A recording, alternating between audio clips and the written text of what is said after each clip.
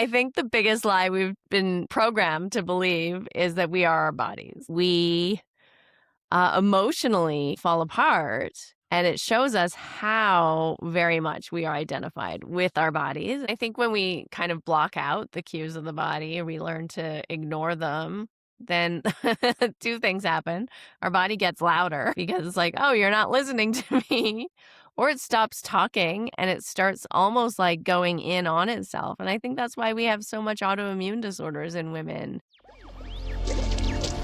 Electricast. Transforming 45 is proud to partner with the National Menopause Show. If you've ever wished there was one place where the world's leading menopause experts, healthcare professionals, and trusted brands all came together, this is it. Join me October 17th and 18th at the International Centre in Mississauga, Ontario for the National Menopause Show, Canada's largest event dedicated to perimenopause, menopause, and vibrant aging. Whether you're just beginning to notice changes, you're deep in the menopause transition, or you're supporting someone who is, you'll find evidence-based education, inspiring keynote speakers, practical workshops, the latest research, wellness innovations, and a community of women who truly get it. I'll be there too, and I'd love to meet you in person. To learn more and get your tickets, visit thenationalmenopauseshow.com. Welcome to Season 4 of Transforming 45. I'm your host, Lisa Boat, and this season we're stepping fully into our power. The heat, the hormones, the heartbreak, the healing. This is Midlife, raw and redefined. Each episode, you'll hear stories of humans who are rewriting the rules, reclaiming their bodies, their desires, their voices. This is where we stop shrinking, start shining, and remember who the hell we are. Because midlife isn't a crisis, it's an awakening. Let's get transforming 45. Hey, welcome to this week's episode of Transforming 45. Today's guest is here to challenge everything you've been taught about who you are. Harmony Slater helps people peel back the layers of conditioning through breath, somatics, and energetic work so that they can come home to themselves and build lives that actually feel aligned. But this isn't theory. Harmony has lived the full spectrum, from perfectionism, anxiety, and burnout to becoming one of only a handful of women in North America certified to teach Ashtanga yoga, reaching millions and guiding thousands back to their own inner power. This is a conversation about remembering who you were before the world told you who to be. Harmony, welcome to the show. I'm so glad you're here today. Thank you, Lisa. It's such a pleasure to be here with you. All right. So let's just get right into it. Let's jump in. Yeah, we're not going to hold back today. So, what is the biggest lie we've been taught about who we are? I mean, that's a big one. I think the biggest lie we've been programmed to believe is that we are our bodies. I think that's probably something that, even if we think, oh, I know I'm not my body, I feel like I'm a spiritual being, or I feel like I'm, beyond my body, as soon as our body starts to change, whether it's, we gain some pounds or our hormones are not functioning the way they used to, or energy feels like less and we can't do the things that we used to do, or maybe it could be a physical thing too. Maybe we got something, like a slip disc or something in our neck, and now we're having shoulder pain. We can't exercise or whatever it is, right? We emotionally often fall apart, and it shows us how very much we are identified with our bodies. And I think that's probably something your listeners can connect with, because it's something I think women really have to keep. I mean, women are very special this way, actually, in that we have to keep, I guess, redefining who we are, not based on our body. And we go through things in our lives like pregnancy, where your body completely changes and then goes into a new form, even if it's sort of back, it's never back. And then we go through perimenopause and menopause. And again, it's a completely new form for our bodies. Everything changes again. And so I think we viscerally have this experience that this body is not who we are because it's not the same at any point in time.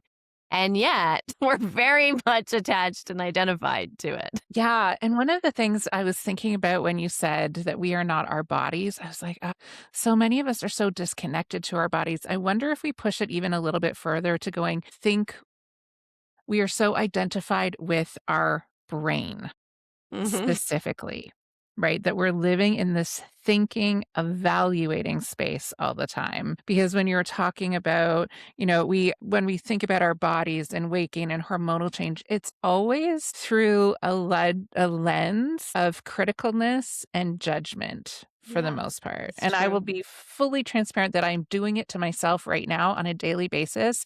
And I'm so frustrated with myself because I know, like, this is the work I do. I engage in it all the time. I have the tools for how to work around it, but I still am looking at my menopause belly and I'm so frustrated and it's taking up so much space in my brain. So how do we start recognizing that like Mm, how much are we in our brain? How yeah. much are we actually letting ourselves be in a body in a collaborative way that also recognizes the largerness of who we are. Yeah, I think what you're speaking to is really important because, in a way, we think we're not our bodies. So then we identify with our minds, and our minds are typically judgmental and critical of ourselves and everything else. And so then we identify with this faculty of intelligence or intellect, and we kind of disconnect from our body. But at the same time, we feel very much like our body represents who we are and how we're showing up in the world. And so we're kind of at war with ourselves. And so I love that you're kind of bringing light to this inner war that we often find ourselves in. And for me, from my perspective, I think what's like so powerful is really learning to make peace in the sense of like come into the body. And so, even if that's just like placing a hand on your heart and a hand on your belly or your solar plexus and just breathing and just starting to feel yourself come back into your body with the breath, because the breath is this beautiful tool we have that connects our unconscious mind to our conscious mind, right? It's our one autonomic, faculty or response. Breathing, we mostly are unconscious of all day long.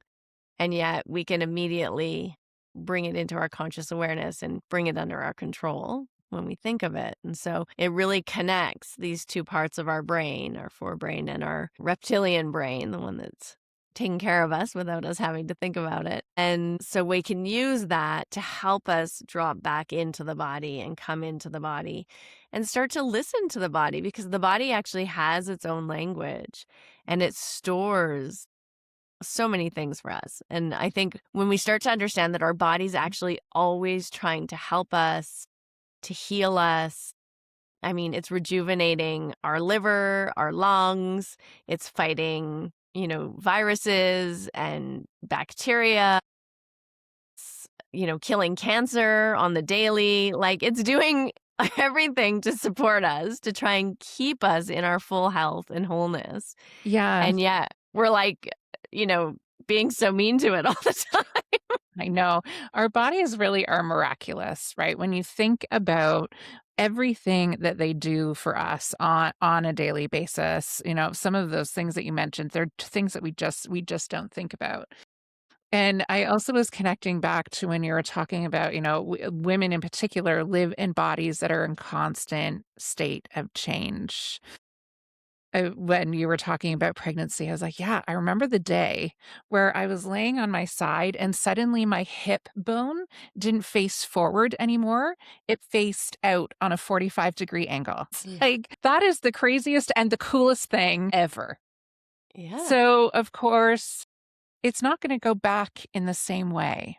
right? Like, of course, No, but it we are never does. no, we're so programmed to believe that that's what we have to get these bodies back to what they were when the change is this like beautiful evolution.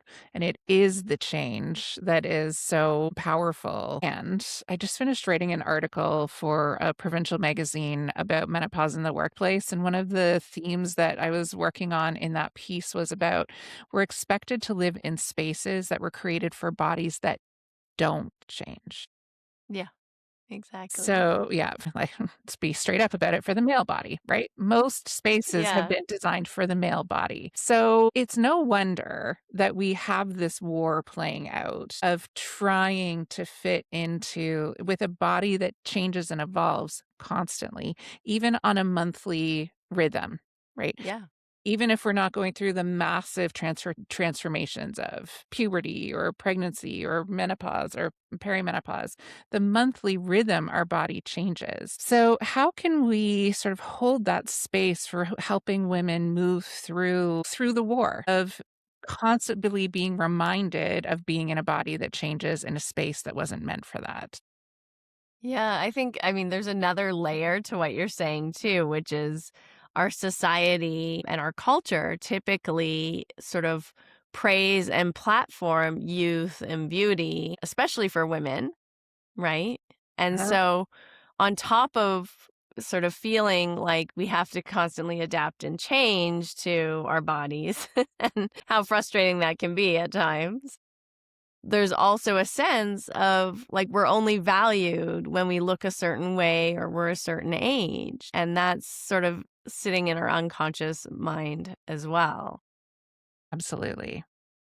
So I mean it's rough. Being a woman's rough. Preach, sister. So, what was it for you? Take me back to the version of you that you didn't feel at home in yourself in, and what was really going on there?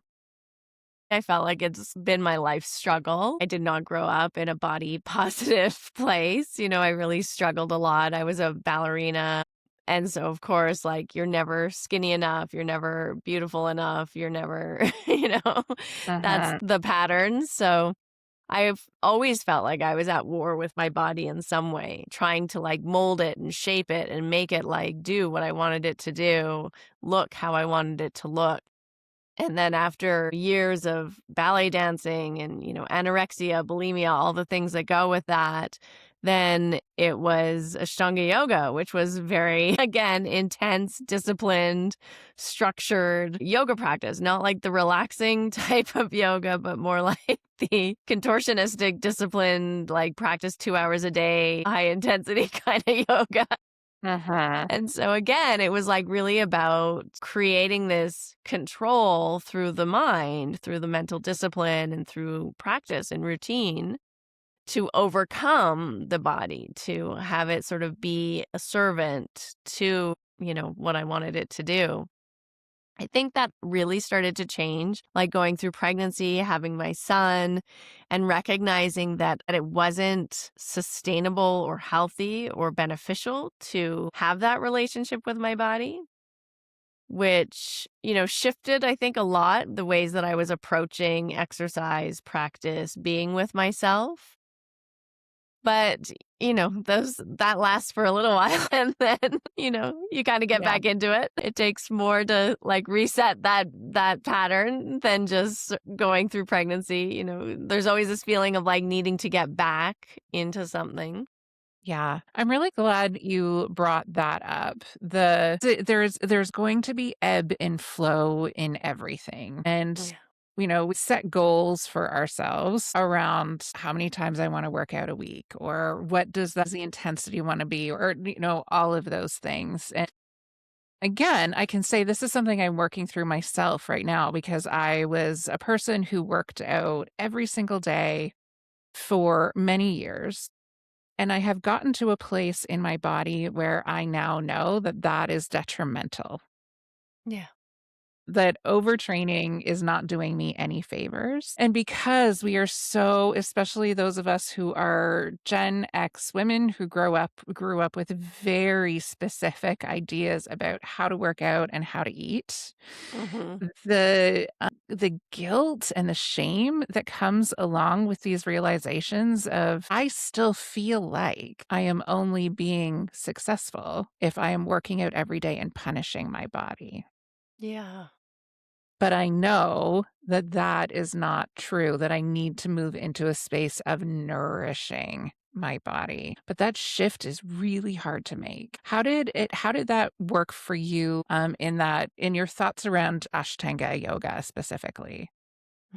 I kinda had to just stop practicing in that way completely in order to make the shift. I couldn't it was like almost like even like with the ballet, I had to stop dancing. Like, I had to stop being a ballerina to, like, not be in that place where it was, like, triggering my eating disorder, right? So you have to make a complete life shift, and it felt kind of the same with the Ashtanga yoga that I had to just completely shift into a different type of practice. Otherwise, it was like it's very easy to keep getting, as you say, back into that routine of needing to, like, punish your body, control, things and being very critical of yourself around, how you look or what you can or can't do or, comparing yourself to yesterday, especially when you have a very strict workout routine. Like you're saying, you're like, "Oh, yesterday I could do this. Why can't I do it today?" And we get kind of in our heads about it. And I think just like learning to slow down and as you're saying, nourish, like really focusing on nourishing and feeling good. And I think that's something that we don't often talk about, but our body opens up with ease. And our body heals with ease, and our body functions best actually with ease. And it's not to say you can't, lift weights or go for that run or like, do the things like high intensity exercise, but that needs to be balanced with the same amount of ease. And I think that's something that we also struggle a lot with as women, especially when you're in your middle-aged years. You're often working a full-time job, raising children, sometimes taking care of aging parents, and you're going to put on like the demands of having an exercise routine.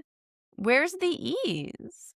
So many women I know are up at 5 a.m. and don't go to bed till 11 p.m. And the whole time is in service to, other people or working or paying bills or, even when you're working out, you're not really taking care of yourself in a way that's like restful and nourishing. It's also like high in intensity. So it's no wonder we burn out and feel the effects of that burnout. Yeah, yeah, absolutely.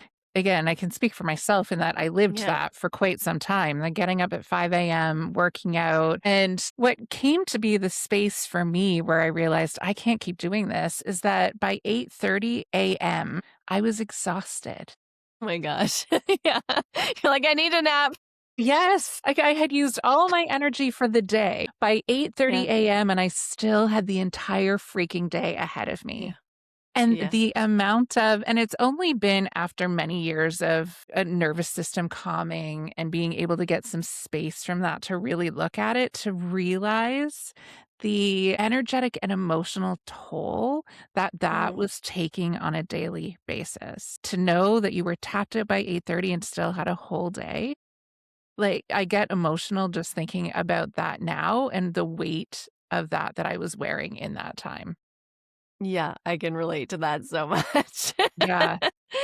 And it's funny because, like, sometimes, like, as a young mother, I could kind of see, like, this is not gonna work. I can't function for the rest of the day and take care of my child in a way that's safe Yeah.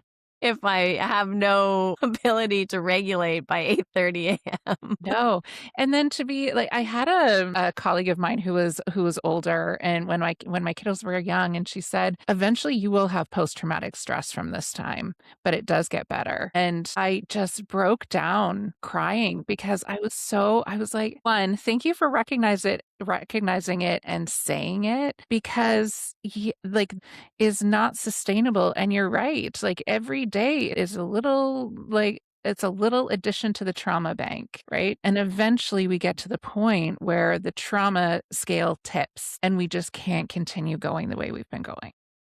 Yeah, and I think it happens to women too, like in the middle time of life, Yes. those middle years, because again, we're often comparing ourselves to like our 25-year-old self or a 30-year-old self. And we're like, well, why can't I do what I did then? And so much is changing, even like hormonally. We have to eat differently, we have to do different types of exercise. We need to approach, like, basically develop an entirely new relationship with our body. And I think it's also a really fruitful time. These times of big transition are really powerful for going in and healing some of that past wounding because it comes up again. Does it ever loudly, right?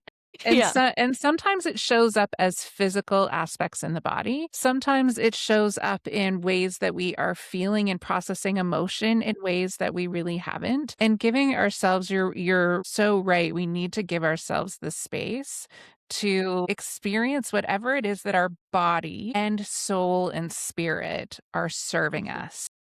Yeah. Because it is at both of those levels, and I feel like I am, like, proselytizing for yin yoga these days, but Yeah, totally.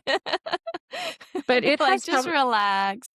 it has been the most transformative practice that I have added to my life, probably ever, and I never, when I was younger, I would have thought that that was indulgent, that it wasn't worth my time, it wasn't enough Yeah. punishment. Exactly. Yeah. It's a big reframe, right? Like, I need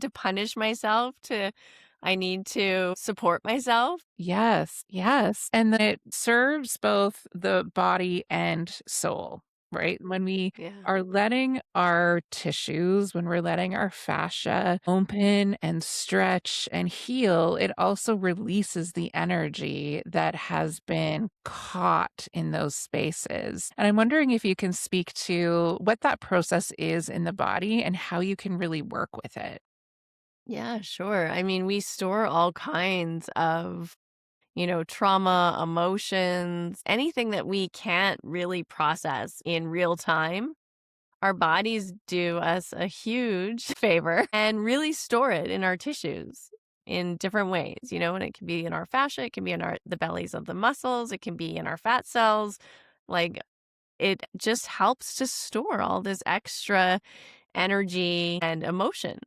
And so when we're in like a yin yoga class or doing like other very, more embodied somatic practices where we're letting our breath and our mind go into the body and just notice sensation and be with sensation in a way where we're not trying to like change it or make it go away, but we're really just bringing our awareness to it, then it allows our body, because our body's always trying to heal and do the best thing for us. It gives this time and space for our body to be able to unwind some of those tension patterns, some of those holding patterns. And so, many people come into like a yin yoga class or, some type of somatic practice where you might notice, and there's people listening, you might notice a pain in your body right now, and if you just are able to kind of bring your mind into your body and drop into that area where you're feeling that pain or that sensation,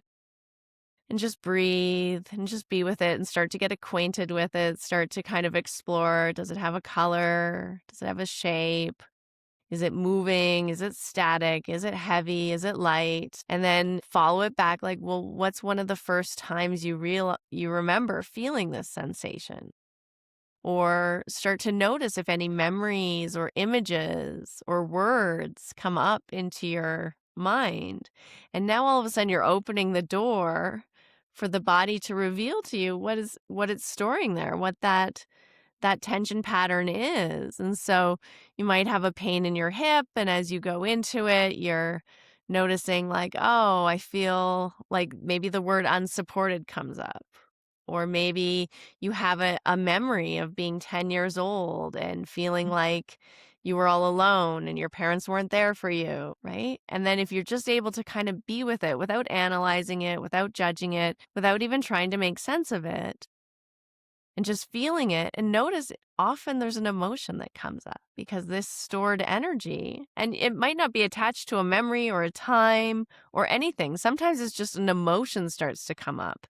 We might start to cry, or we might start to feel like I want to scream, or whatever is there. If you allow yourself to do that, to cry or to scream or to Yeah. just express in some way, sometimes even just like a big sigh is enough, right? Yes. Some expression, because this stored energy, it releases when we bring presence to it and then bring sound, because sound helps to release and move it, or some kind of motion or movement, but not like to get away from it or to try and change it, but just like, what is this energy asking me to do? And sometimes maybe it's like some gentle rocking or like some gentle stretching or twisting, or but really letting the body tell you what it needs rather than you trying to force your body into doing something.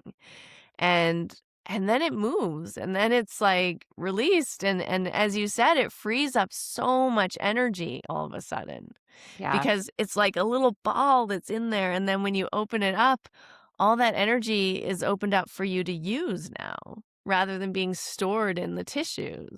Yeah, I can't tell you how many times now I've been, like, laying on my back and just tears are running down into my Yeah, ears. I know. It's so healing. It's It so good. really is. It's like Like, so therapeutic. on a physical level, some of the things I've noticed is I had really, like, significant mid-back tension that was resulting in back spasms for years. Yeah. From the time that my first one happened just after my second was born, and my Mhm. 2 were 21 months apart, so body Wow, went yeah. through a lot in that time, and I had 2 epidurals and 2 C-sections, and so I thought the first one I had was terrifying because I'd had an epidural only, like, a week and a half before, and so I thought there was some connection there. But so over the next, 18, 19 years, I've been having this back spasm problem. I have not had one or even had that sense of that same kind of tension in over a year now, which is sort of lines up with the same time as I was doing that practice. And what also is interesting is that it's bringing my attention to other places that I couldn't even feel because that was holding so much space. So I want to get your thoughts on that, but also just do a little clarification for folks on what somatic work is specific. Yeah, so somatic work is really like allowing, it's kind of like a deep meditation in a way, but not where you're trying to not think or like control your mind, which most people kind of interpret meditation as like being without thought or without mind. But it's more about letting your mind, like pulling your awareness into the back of your skull and then dropping it down into your body. And then just with the breath and with your awareness in your body, noticing what's there. And so when you do that, you might notice, oh, I have like something that feels like a knot in my glute, or I have, a strong sensation in my mid back, or, I'm aware of pelvic floor, or I'm aware of my thighs. And sometimes people have a lot of trouble feeling into their body. So you can just start really slowly by like noticing, like, okay, where's my body touching the floor, or where is it touching my seat, and like feeling that sensation of your body touching the seat.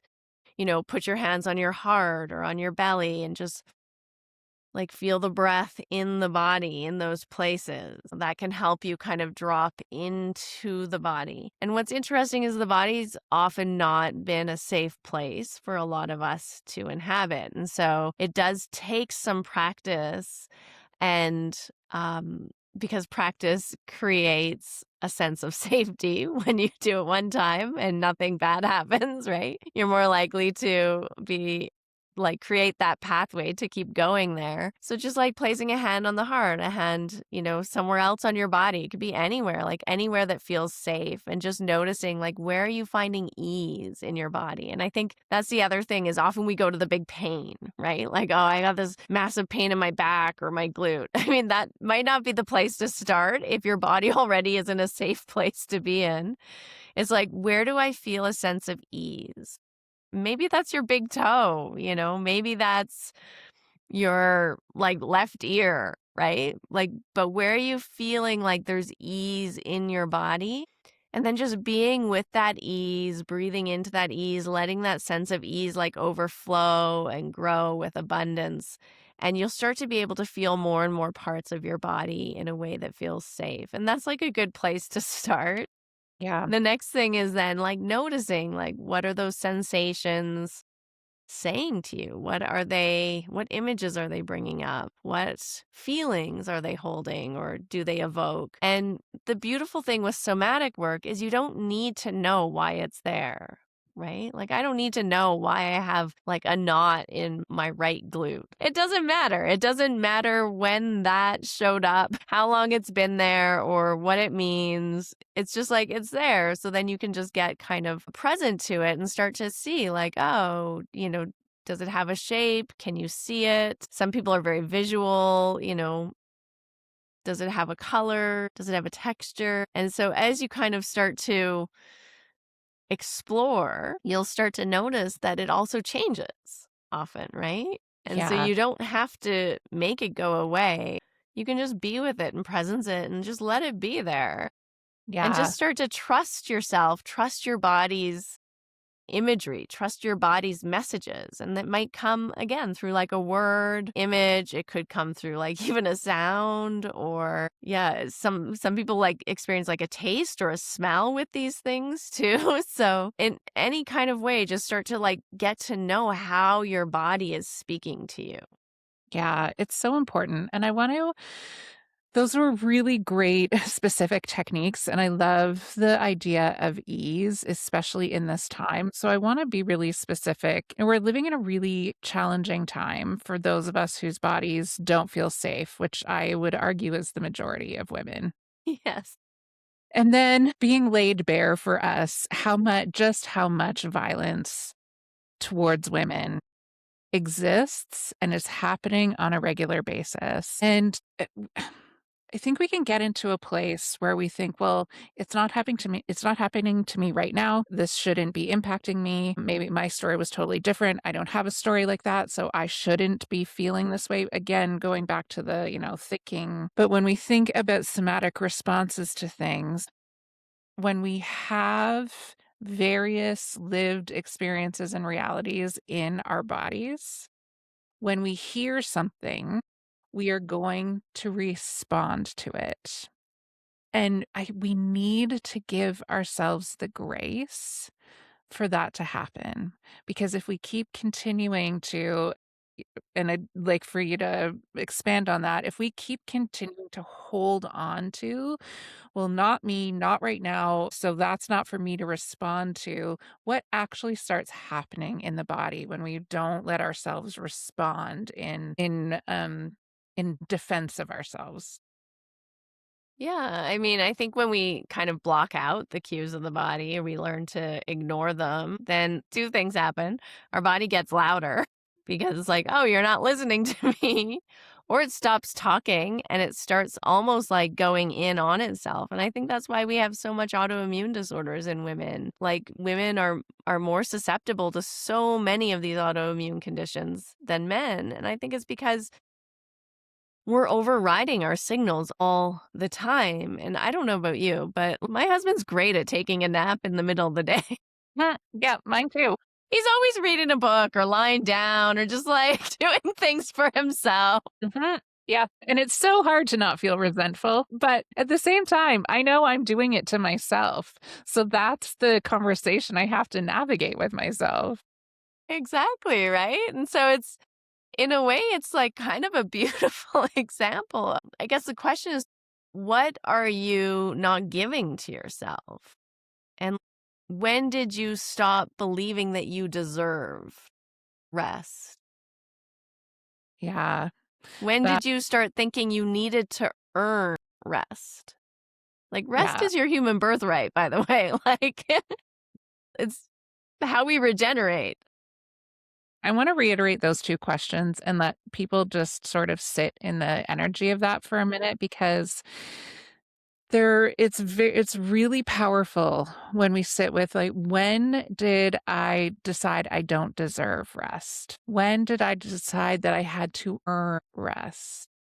Mhm. And just let yourself sit with those 2 questions because it brings up a lot, especially for me, when I'm thinking through it, feeling through it, Mhm. the when did I decide I had to earn rest comes first. It's like I have to do all of these things in order to earn this rest. And when I think back to my education career, it was a 20-year cycle of that, of I have to work myself to the bone to earn this Christmas break, to earn this Right. extra week. I have to work myself to the bone to earn March break. I have to destroy myself from March until June to have earned that summer break. And it was that constant cycle. And so when you're putting your body in that space, there is never a moment where you actually start to rest. Yeah. Yeah, and I think it's like it's so beautiful, that you have that experience to draw upon, and I think it's even starts like much younger than that. Absolutely. Yeah. Like our entire school system even as a student is kind 100%. of built on that, like, oh, we're going to work really hard from Monday to Friday and then we're going to rest on Saturday and Sunday. Uh-huh. it's it's not sustainable because I think especially if you work for yourself, there's no weekend. No. And so you have to learn a new way of giving yourself those breaks or like looking at it seasonally. Like, okay, well, this is a period where I'm really focused on this thing. And, how am I going to integrate rest and renewal and healing work, really? I mean, and maybe even rephrasing some of these practices or habits we have, right? Like instead of saying, "Yeah, I'm going to yoga," or "I'm going to go work out," it's like, "Oh, this is my time to heal my body. Yeah. I'm going to go heal something in myself." Yeah. Let's let that one sit as well. This is my time to go and heal because that really does shift the focus to how am I going to feel good in my body rather than how am I going to push myself when I really don't have the energy or capacity for it, right? But this is my time for healing. That's a really important reframe. Thank you. Yeah. Yeah. Yeah, because I think it is those little shifts in the way that we think about things, even like working out, lifting weights. At a certain time it's great, if you got the energy and you're feeling good but like it might not be every day. And so really being able to kind of gauge where you're at day to day. Like you said at the beginning, we live in a world that really was structured for a more, male gendered body Uh, where it's very, I mean, much more stable from day to day. I mean, maybe there's a 24-hour cycle, but it's kind of similar every day. yes. Yeah. And I think the way that women's bodies are much more like you have to learn to be flexible. Most women are actually more flexible than men in real life, too. Yeah. So there's a reason for In all the that. ways. Exactly. In all the ways. But there's intelligence to it. Like, Yes. why? Because we need to be. And so we have to also be that way with ourselves too. And I think sometimes we just forget to include ourselves in our important things and important people to take care of. Yes. So for women who are starting to have this moment of, it's time for me to start doing some healing, it's time for me to get into alignment with what I actually want, with who I actually am and who I am becoming. What are one or two practices that Mhm. someone could start doing right away to help them with those connections? Okay, so my favorite practice these days, which I love, which I want to share with everyone because I think it's so powerful and it lends itself to the somatic work and like starting to feel safe in your body, is to just like lie on the floor. You can put your feet on the floor. You know, if you have a yoga mat, lie on a yoga mat or carpet. You don't need anything special. And so that your body's sort of in like just a comfortable position with your feet just grounded into the floor and you're just lying there. And then allow breath. So, like maybe inhaling through the nose and exhaling through the mouth. That's a very grounding, relaxing breath. And just start to notice where you feel the breath in the body. And maybe it's going to be your navel first, or maybe it's going to be your chest or your heart first. And just put like your hands there, like one hand on top of the other. Just place them there and just breathe into that spot. And then start to notice as you breathe underneath the hands, your hands are just helping you presence the breath. Like where else in your body you start to notice that breath. And then just move your hands to that spot and breathe into that spot. And again, just let that sense of ease and abundance and overflow. You'll start to notice the breath moving into another area. And so then move your hands to that spot and breathe and allow. And you can do that 4 times, 6 times. Maybe it's the throat. Maybe it's the forehead or the crown of the head. Maybe it's the pubic bone or the bladder area. So anywhere kind of like along your body. Just breathing, maybe it's on your shoulder area, your clavicle area. Just let yourself kind of presence breath in the body and then just take your hands off and you can stretch, you can move, you can sigh, like allow any sound to emerge, any emotion, and just notice what's there for you. And just it doesn't take long. It takes like 3 to 5 minutes. And it's so relaxing and it's so embodying. It's so presencing. And it really helps you to start listening to your body and noticing things in your body and just building a sense of safety in your body. Like it's safe to be here. And when that starts to develop and grow, everything starts to change in your life because you start to give yourself that nourishment because you're creating a habit of just being and listening and noticing. So I love that one. Yeah. And it is something that we can do right away. And what I am taking away from this conversation, the number one thing is paying attention also to the ease in the body, because I'm not sure that's something I have ever done. I focus on where is the stickiness, where is the soreness, where is the pain. And I don't know that I've ever connected into part of my body, which chakra is feeling, Yeah. full, needs to be expended. I don't think Yeah. I've ever thought about where does it feel good in my body. So that's a really great, powerful mindset shift that I am taking away from this conversation. Totally. I love that you highlight that because it really is resetting the neural network also in the brain for noticing because we're trained to notice what we need to fix. We are trained to notice what's wrong. And that's what we're always doing with ourselves. I need to be thinner. That's what's wrong. That's what needs to be fixed. I have the bags under my eyes. That's what's wrong. That's what needs to be fixed, right? My pants are too tight or whatever, right? We're always judging. Oh, my hair, it's thinning, it's, gray or whatever. We're always looking for the problem with ourselves and also with our world and with other people too.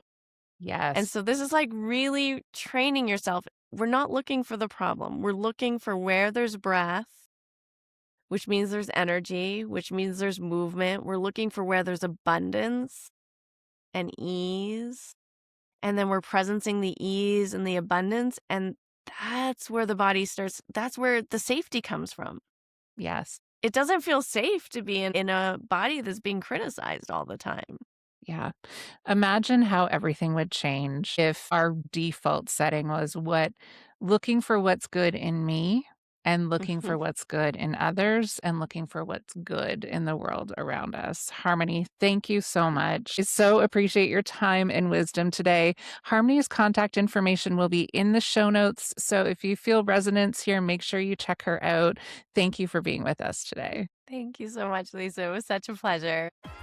Thank you for hanging out with me on Transforming 45. If you laughed, nodded, or had an oh wow moment, hit follow and share it with your favorite midlife human. Find me on Instagram at @lboat and keep those transformations coming. Electricast.